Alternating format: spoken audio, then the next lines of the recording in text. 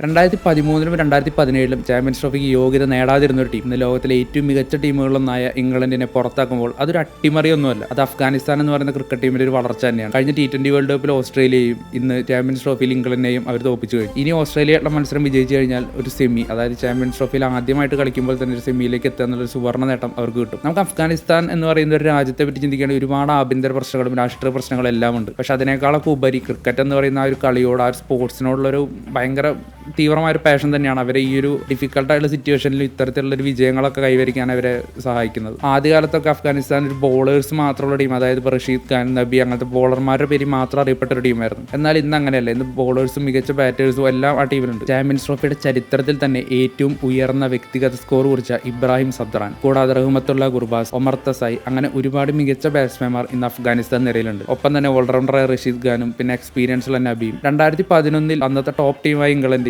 അയർലാൻഡിനോട് world കപ്പിൽ തോക്കുമ്പോൾ അതൊരു അട്ടിമറി തന്നെയായിരുന്നു. പക്ഷേ ഇന്ന് ഇംഗ്ലണ്ട് അഫ്ഗാനിസ്ഥാനോട് ഈ ചാമ്പ്യൻസ് ട്രോഫി തോക്കുമ്പോൾ അതൊരു അട്ടിമറിയായിട്ട് ആരും പറയില്ല. കാരണം അത് തന്നെയാണ് അഫ്ഗാനിസ്ഥാൻ ക്രിക്കറ്റ് ടീമിന്റെ വളർച്ച.